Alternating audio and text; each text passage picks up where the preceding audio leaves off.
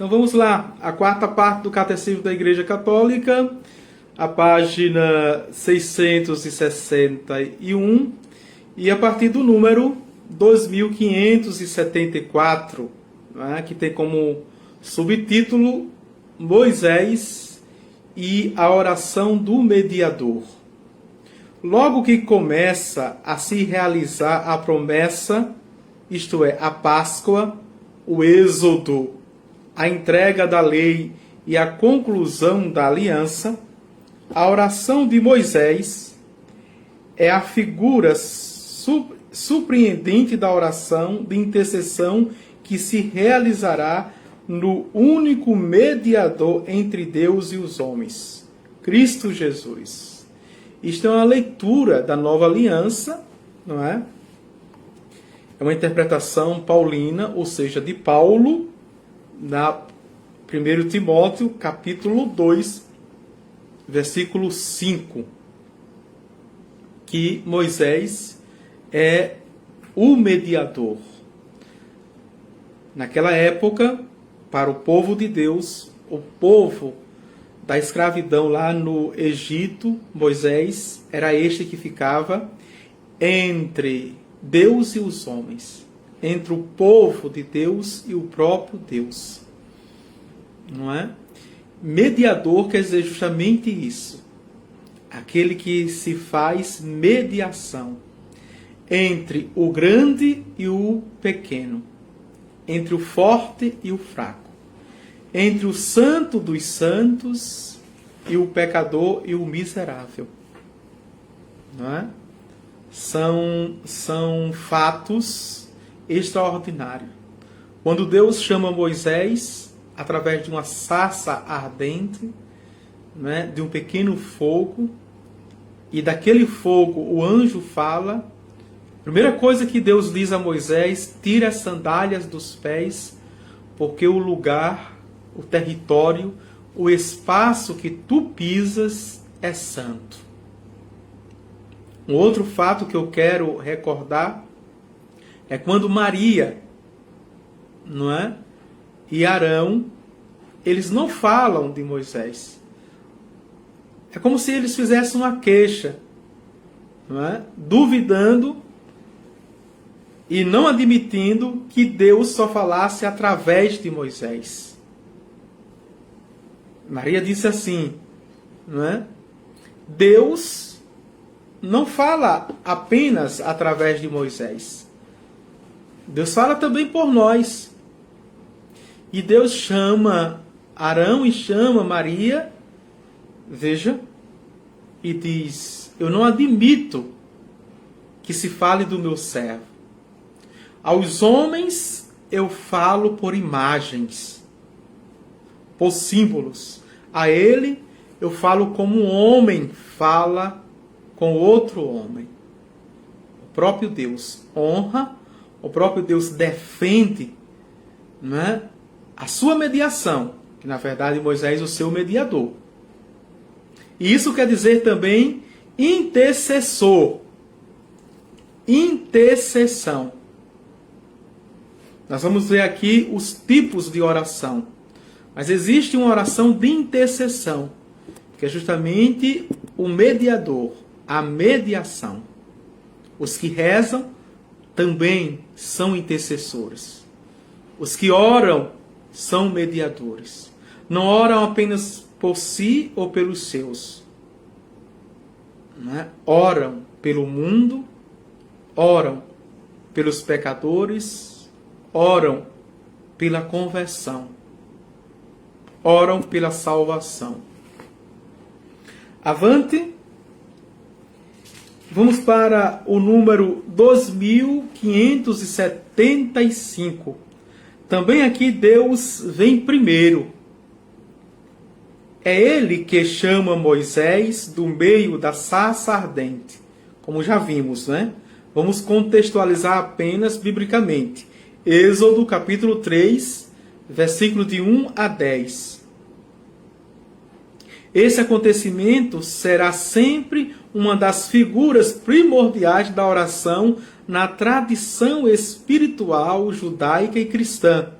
De fato, Se o Deus de Abraão, Isaque e Jacó chama seu servo Moisés, é porque ele é o Deus vivo que quer a vida dos homens, quer salvar os homens. Lembrando que João capítulo 10, versículo 10, Jesus diz, não é? Eu vim para que todos tenham vida e a tenham plenamente, em abundância. Leão Magno diz que a glória de Deus é ver o homem vivo, com vida. Ele se revela para salvá-los, mas não sozinho, nem apesar deles. Chama Moisés para enviá-lo, para associá-lo à sua compaixão, à sua obra de salvação. Há, por assim dizer, uma imploração divina nesta missão, e Moisés, depois de longo debate, conformará sua vontade com a de Deus Salvador. Mas nesse diálogo em que Deus se confia, Moisés também aprende a orar. Esquiva-se, objeta e principalmente pede. E é em resposta a seu pedido que o Senhor lhe confia seu nome inefável, que se revelará em seus grandes efeitos. Êxodo capítulo 3, versículos de 1 a 10, há um diálogo fantástico, fabuloso, em que, quando Moisés se compreende chamado por Deus para uma missão, e ele acha que a missão é muito grande, ele começa a rebater, ele começa a implorar, ele começa a pedir. Ele começa a rebater com o seguinte argumento, dizendo que é velho, veja, dizendo que não tem mais forças, dizendo que é gago, dizendo que não tem expressão moral, não é? Social, para que o rei Faraó acreditasse nele. Ele até oferece o seu primo Arão, mais novo, mais inteligente, que sabia trabalhar com as palavras, mais eloquente.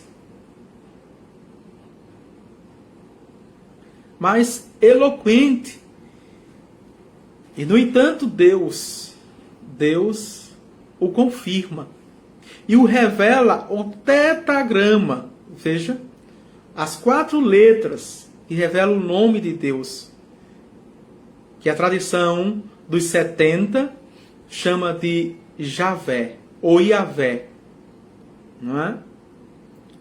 O indenominável, aquele que não tem nome, porque a única questão de Moisés é: e quando eu chegar lá, eu vou falar em nome de quem? E se o faraó perguntar que nome tem o seu Deus, quem é o seu Deus, eu vou falar o quê? E Deus, veja, tragicamente aqui, não é? Diz ao rei Faraó que eu sou, mandou soltar o seu nome, o seu povo, não é? E Moisés insiste: mas assim como eu sou, sem nome? E Deus diz a ele que o Deus de Abraão, o Deus de Isaque, o Deus de Jacó mandou soltar o seu povo. O Deus da tradição, né? O Deus da promessa, o Deus que cumpre, o Deus da aliança. Vamos avante? 2576. Deus falava com Moisés face a face. Veja, tem no catecismo, viu? Deus falava com Moisés face a face, como um homem fala com outro. E é fundamentado biblicamente. Êxodo 33, versículo 11. A oração de Moisés é típica da oração contemplativa, graças à qual o servo de Deus é fiel à sua missão. Interessante aqui, porque está para o ora et labora de Bento, de São Bento, não é? O monge, o monasta, porque ele desenvolve a sua regra monástica dentro dessas duas dimensões, orar e trabalhar. Trabalhar e orar. Aqui a gente vê que ele se torna, veja, contemplativo de Deus, porque fala face a face, né, na fidelidade do serviço. É interessante. Enquanto ele vai obedecendo os mandatos de Deus, ele também vai conversando com Deus. Deu para entender que ao mesmo tempo, eu estou dizendo ultimamente que a oração não é para atrapalhar a nossa vida. Não é para atropelar as nossas atividades cotidianas. E eu coloco como exemplo um professor ou uma professora que ensina os 3 turnos. E entre, não é, esses horários, ela ainda, se for mulher, e o homem também, a mãe e o pai, dá assistência à sua família, à esposa, ao esposo, aos filhos, não é? Corrige as provas, prepara as provas. E qual é o tempo que vai se ter?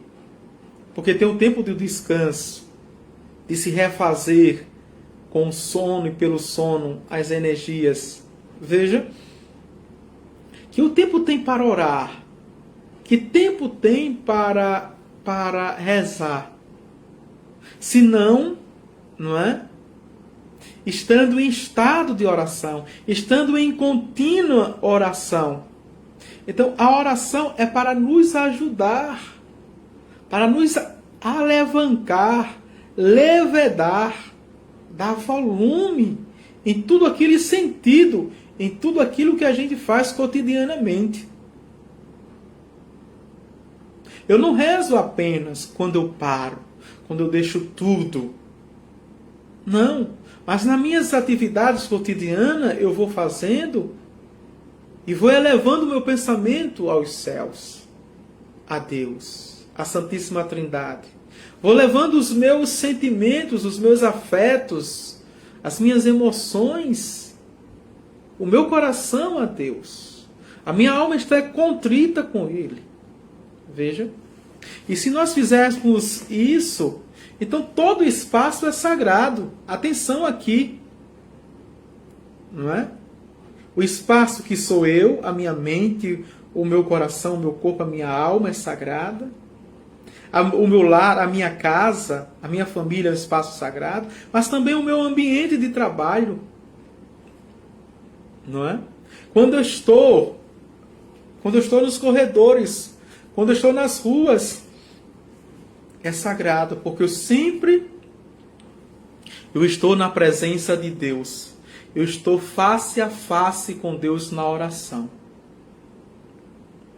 Isso requer uma fidelidade, isso requer uma perseverança, isso requer fé, esperança e muito amor, para que eu possa, veja, permanecer com o Senhor. Vamos avante? A oração, veja, Moisés conversa muitas vezes e longamente com o Senhor, subindo a montanha para ouvi-lo, implorá-lo, e descendo ao povo para lhe repetir as palavras de seu Deus e guiá-lo. Toda a minha casa lhe está confiada. Falo-lhe face a face, claramente e não enigmas. Números, capítulo 12, versículos de 7 a 8. Pois Moisés era um homem muito humilde, o mais humilde dos homens que havia na terra. Números 12, 3. Você pode, depois deste comentário meu, você pode ficar pensando, mas padre, eu estou errado quando paro para rezar? Não! Claro que não. Perceba que é o nosso ideal. Dar tempo a Deus. O tempo que Ele nos deu, o Cronos, mas dar com qualidade. É o ideal. Mas nem sempre eu tenho esse ideal. Eu tenho o real. Então, no início da noite, no meio da noite, ou no final da noite, se você tem um tempo de parar 5 minutos, de parar 10, 15, 20, até 30 minutos para fazer a sua oração, para que você se sinta conscientemente, veja, e emocionalmente, afetivamente, na presença de Deus, contemplado por Ele, porque está contemplando esse, e é ótimo, é o ideal. Oxalá se nós tivéssemos tempo mesmo de parar e fazermos a nossa oração. Mas também não ficar por outro lado, não é? Se eu não parar, eu não rezei direito. Porque tem pessoas assim. Dá para entender? Então nem ao norte nem ao sul. Os dois extremos. Está essa consciência. Por exemplo, a oração incessante, a oração do coração, em que os padres do deserto, os terapeutas do deserto, eles criavam uma jaculatória, como nós chamamos, né? Que é daquele do Evangelho de domingo. O cego Bartimeu. Jesus, filho de Davi, tem de piedade de mim. E eles rezavam essa jaculatória o dia todo, o tempo todo. Veja como é esperança e consciência que eles estavam na presença do Senhor. Continuamente. Depois a fórmula, a frase foi reduzida. E ficou apenas o nome de Jesus. Jesus, Jesus, Jesus, Jesus. De tal forma que começou vocalmente, verbalmente, em uma rapidez. Veja. E depois passou para mentalmente, que a velocidade já é outra. Não é? Quando se treinou mentalmente, está chamando por Jesus, Jesus, Jesus, passou para a pulsação do coração. Quantos segundos, não é? Aliás, quantas pulsações o seu coração, não é? Faz por segundo. Quantos batimentos cardíacos tem por segundo? Imagine essa rapidez diante do Senhor. Jesus, Jesus, Jesus. A tal ponto para passar para a alma que reza continuamente. Grita por nome de Jesus. Chama por nome de Jesus. E alguns santos, não é? De tanto passar a vida chamando, muitos morreram com esses dois nomes nos lábios. Jesus e Maria. Maria e Jesus. Jesus e Maria. Maria e Jesus. Que maravilha. Toda a síntese da vida de oração no nome de Jesus e no nome de Maria. Vamos avante. Vejam. Então temos aqui agora o número 2577. Dessa intimidade com o Deus fiel, lento para a cólera e cheio de amor. Aqui diz isso, é Êxodo, capítulo 34, versículo 6. Moisés tirou a força e a tenacidade de sua intercessão. Não ora por si, mas pelo povo que Deus adquiriu. Veja, aqui já é um conceito do que é intercessão. Do que é intercessor. O intercessor, aquele que é íntimo a Deus, aquele que já está nas mãos de Deus, aquele que vê Deus face a face, ele não necessita mais rezar por si. Não necessita orar por si. Ele reza pelos outros, ele reza por um povo, ele reza pela conversão dos pecadores, ele reza pelos pagãos. Vejam as necessidades políticas, econômicas, sociais, as crises, ele vai intercedendo, ele vai mostrando a Deus.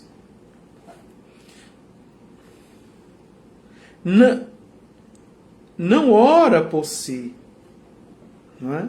Já durante o combate com os malecitas, Êxodo 17, 8 a 13, ou para obter a cura de Míriam, não é? Número 12, 13 a 14, Moisés intercede. Mas é sobretudo depois da apostasia do povo que ele se posta na brecha diante de Deus. Salmo 106, versículo 23, para salvar o povo. Êxodo 32, versículos de 1 a 34, 9. Não é? Aqui é o capítulo, viu? Capítulo 32, versículo 1, até o capítulo 34, versículo 9. Para que a gente entenda direito esta citação. Os argumentos de sua oração, a intercessão também é um combate misterioso. Inspiração à audácia dos grandes orantes do povo judeu e da igreja. Deus é amor, por isso é justo e fiel. Não se pode contradizer. Deve lembrar-se de suas ações maravilhosas. Sua glória está em jogo. Não pode abandonar o povo que traz seu nome. Veja. Ele é amor. E o amor aqui se expressa na fidelidade de Deus. Na fidelidade. Ele não nos abandona. Não. Jamais. Ele não nos larga. Veja, essa insegurança foi a reclamação o tempo todo do povo durante 40 anos no deserto. O Senhor nos trouxe aqui para nos deixar entregue à morte. O Senhor trouxe aqui para os nossos inimigos nos matarmos, veja, em fio da espada. O Senhor nos trouxe aqui para morrer de fome. O Senhor nos trouxe aqui para as feras nos devorarem. O tempo todo. Mas o Senhor foi mostrando a sua fidelidade. Quando levantava 2 colunas de fogo à noite para proteger das feras, veja, e da escuridão. Quando colocou uma pedra, uma grande rocha, que representava Jesus Cristo caminhando para que o povo não morresse de fome. Quando colocava a nuvem para que o povo não perecesse debaixo de um sol escaldante. Deus vai mostrando a sua fidelidade. Deus vai fazer com que o seu povo, quando vem um faraó em suas costas, passe a pé enxuto no Mar Vermelho, o povo canta a vitória. Deus vai mostrando que está. Deus vai honrando. Veja, até as nossas ignorâncias, até as nossas ingratidões, até as nossas incompreensões, Deus vai honrando. Na história, Deus nunca nos abandonou. Se você já fez a experiência da fidelidade de Deus, não é? Coloca aí, amém, glória ou aleluia, que você já fez. Veja, a experiência da fidelidade de Deus. E todos nós sabemos. Agora é preciso que nós também sejamos fiéis. Não é? Nós sejamos fiéis. Não sejamos ingratos, mas perseverantes. Perseverante. Em todos os momentos, não somente nas coisas boas, não quando as coisas estão dando certo, quando eu realizei os meus sonhos, os meus projetos, me sinto uma pessoa realizada, tudo está dando certo, graças a Deus, todos os meus foram salvos neste Covid, não perdi ninguém, todos estão com saúde, a realização dos meus sonhos, assim também é muito bom. Veja. Eu louvar a Deus, eu glorificá-lo, eu bendizê-lo, eu honrá-lo, só quando tudo está dando certo. Mas diante das doenças, diante dos problemas, veja, das crises, das perdas, do sofrimento, da dor, eu permanecer fiel, aí sim, é coisa para cabra macho, é coisa para os valentes, não é? Os fiéis, os que estão crescendo, maturando a sua fé. Não é para coisa de frouxo não, viu? Não é coisa de covarde não. Mas é ficar na fidelidade do Senhor. E atenção àquilo que eu vou dizer agora, viu?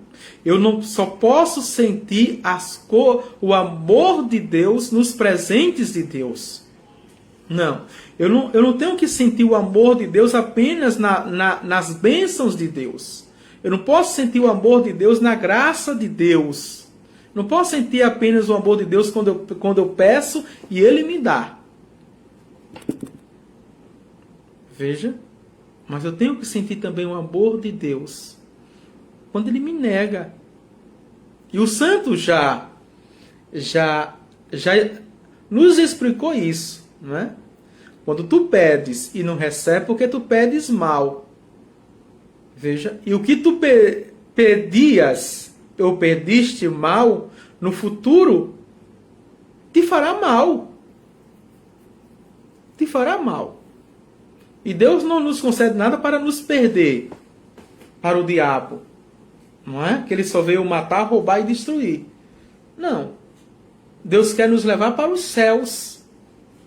Não quer nos jogar no inferno. Jamais. Atenção aqui. Vamos para agora um outro homem, não é? Outro homem extraordinário, a história dele. Davi e a oração do rei. Vimos Abraão, passamos por Moisés, agora Davi. É o número 2578. A oração do povo de Deus florescerá à sombra da casa de Deus, da arca da aliança e mais tarde do templo. São principalmente os guias do povo, os pastores e os profetas que o ensinarão a orar. Samuel, menino, teve de aprender de sua manhã como se portar diante do Senhor. 1 Samuel, capítulo 1, versículo de 9 a 18. E do sacerdote ali, como ouvir sua palavra. Fala, Senhor, que teu servo escuta. 1 Samuel, capítulo 3, versículo de 9 a 10. Mais tarde também ele conhecerá o preço e o peso da intercessão.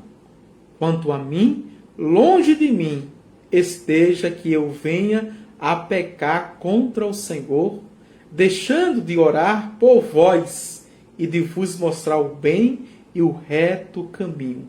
1 Samuel, capítulo 12, versículo 20 e 23. Esse parágrafo é extraordinário, esse número, viu? Denso. Quantos conteúdos tem aqui? Primeira coisa, não é? Sinal de florescimento. Primeira coisa é a arca da aliança. Veja que caminha. Segundo, não é? É o templo. O templo como espaço físico, a casa do Senhor. Lugar da aparição, da revelação, da habitação de Deus. Veja.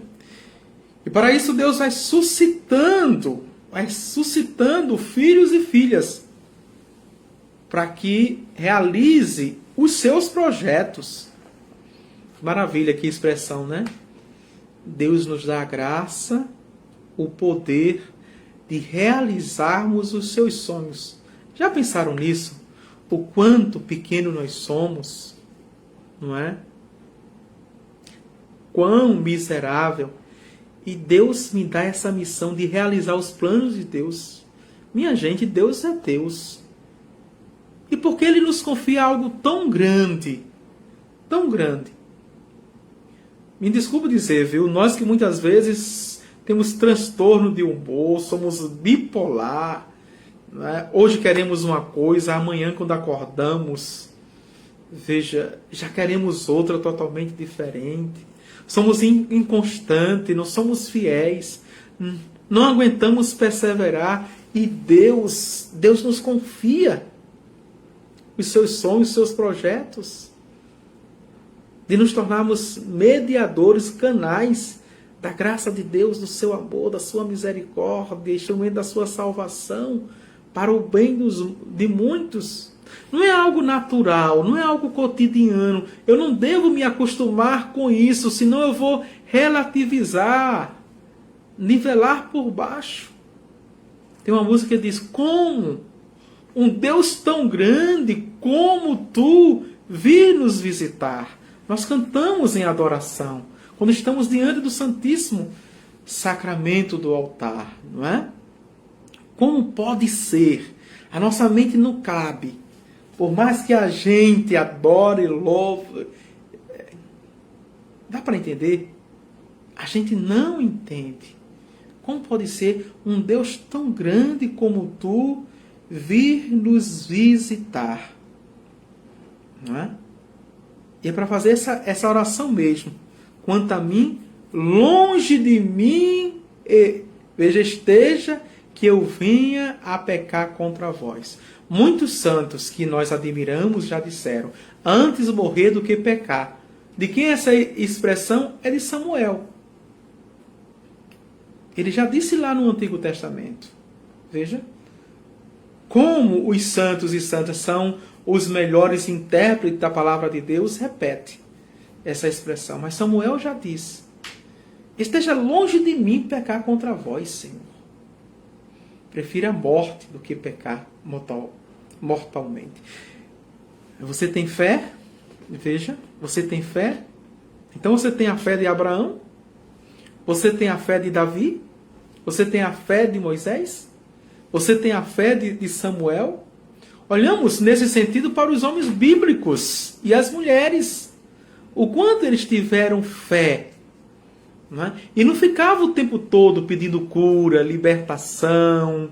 Não é? Não ficava, me desculpe, viu? Que a franqueza com mimimi. Não. Eram homens guerreiros, homens bravos, mulheres também ousados na fé, corajosos, que enfrentavam. Estavam na presença de Deus, mas enfrentavam a vida, encaravam a vida, lutavam cotidianamente. Contando com Deus, sim. Mas não fazia corpo mole, não é? A gente faz uma viagem, por exemplo, aqui, não é? A 70 quilômetros, Siriaém, mais ou menos, de Recife. A gente faz uma viagem para a capital de Pernambuco, Recife, não é? Quando volta, aí já volta todo cheio de cabeça, com dor de cabeça, cansado, exausto, tem uma atividade, tem uma reunião de pastoral, tem uma evangelização, tem a missa, aí logo: padre, eu não vou hoje não, porque eu fiz uma viagem, voltei com enxaqueca, não é? Voltei com dor de cabeça, a coluna está doendo, aparece tanta coisa. Pelo amor de Deus, a gente é um baú de doenças, um saco de doenças, e que não consegue honrar a fidelidade com Deus, os compromissos com Deus. Veja, eu não estou relativizando a sua dor, não. Mas a gente deveria suportar mais, não é? Aguentar mais, ser mais forte. Que Deus isso vai contando para Deus, viu? Deus vai honrando, porque a penitência ainda existe, minha gente. O sacrifício ainda existe. A mortificação, a renúncia ainda existe. Ainda existe.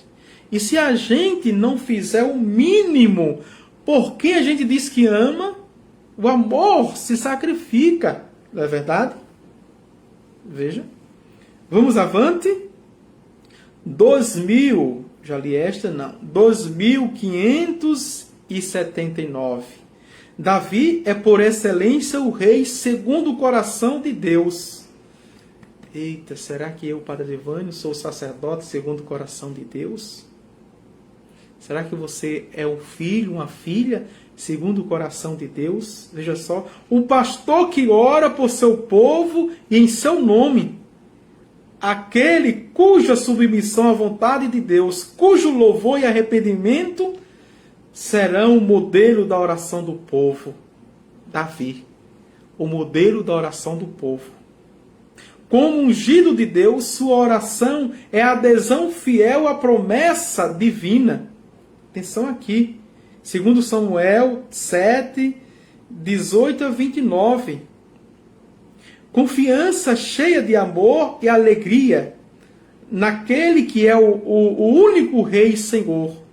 Nos Salmos, Davi, inspirado pelo Espírito Santo, é o primeiro profeta da oração judaica e cristã. A oração de Cristo, verdadeiro Messias e filho de Davi, revelará e realizará o sentido desta oração. A maioria dos salmos são dedicados a ele, não é? Ao rei Davi, ou se não, a Salomão. E dentre todos os salmos, o Salmo 51 é aquele pedido de oração, né? O pecado, diz Davi, no deserto, viu? Esse salmo de penitência, o Salmo 51 que nós rezamos nas sextas-feiras, ele diz: o pecado está sempre à minha frente, foi contra vós, só contra vós que eu pequei e pratiquei o que é mal aos vossos olhos, Senhor. Veja.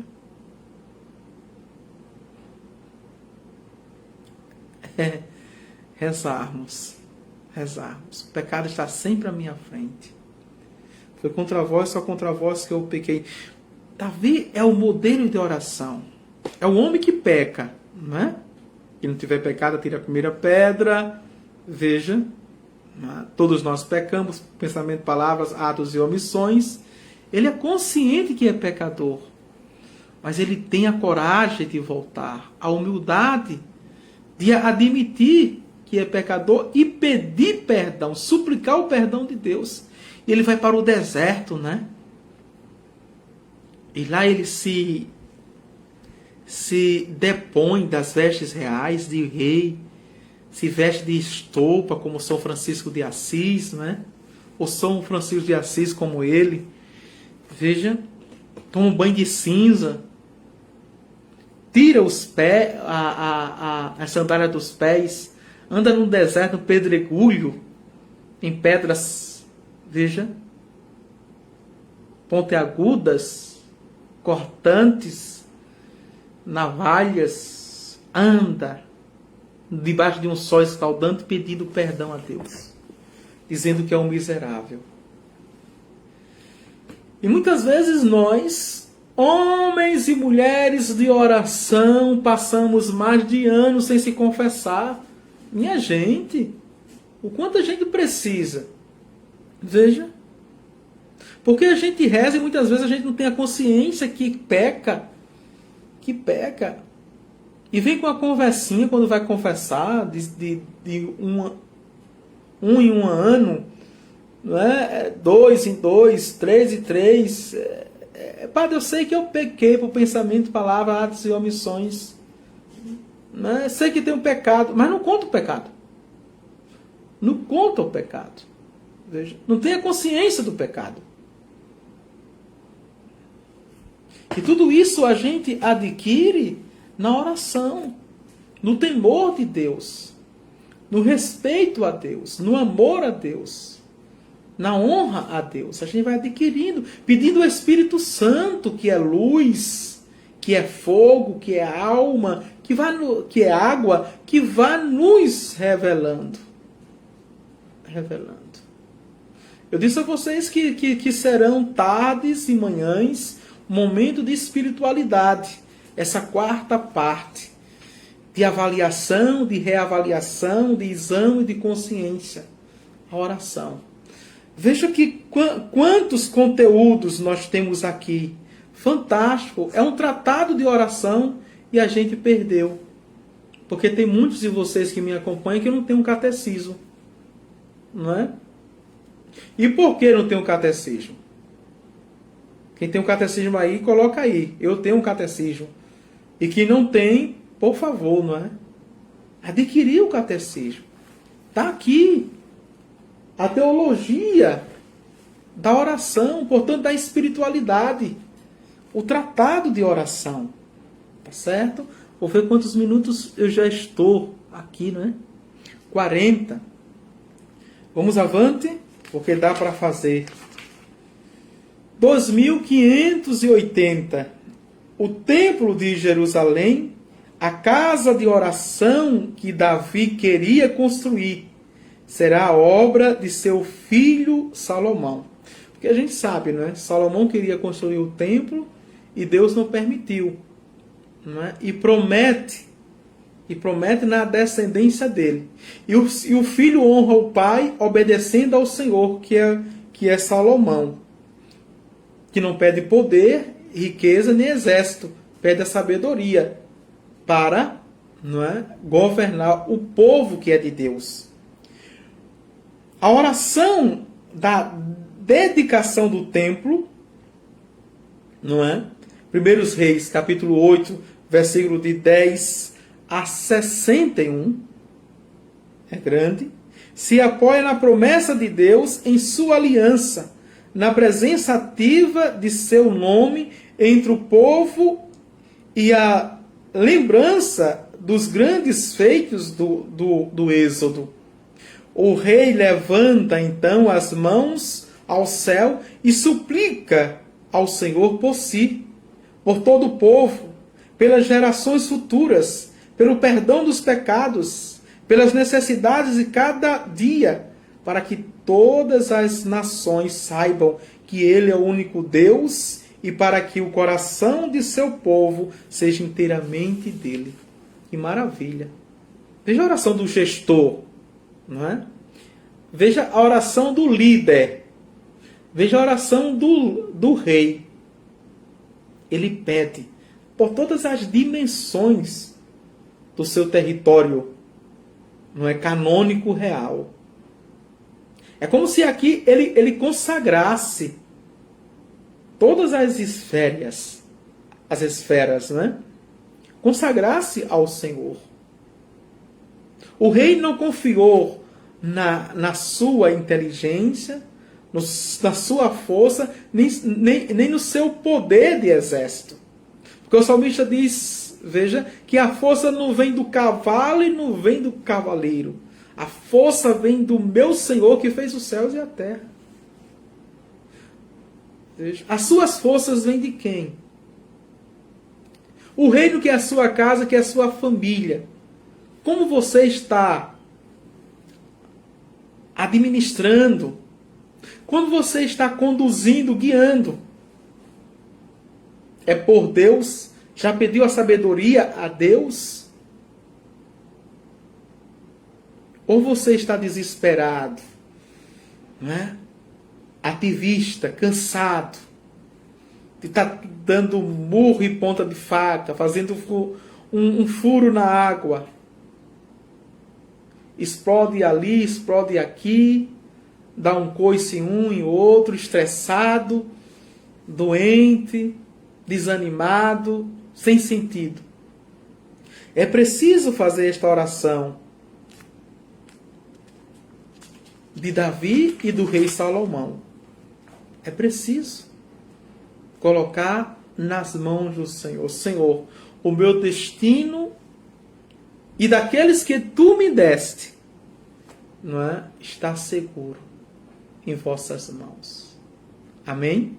Glória ao Pai, ao Filho e ao Espírito Santo, como era no princípio, agora e sempre. Amém. Vamos voltarmos na próxima aula, talvez à noite agora, não é, porque fiz esta aula de 45 minutos. Voltamos com Elias, os profetas e a conversão do coração. Não é? E aí vamos para os Salmos, a oração da Assembleia, para entrarmos no segundo artigo, que é na plenitude do tempo. E na plenitude do tempo fala da nova aliança, que vamos ver o grande orante, não é? Jesus, e a sua oração. Já vamos aí entrando no Pai Nosso. Pai Nosso. Tá certo? O Senhor esteja convosco, Ele está no meio de nós. Abençoe-vos Deus Todo-Poderoso, o Pai, o Filho e o Espírito Santo. Amém.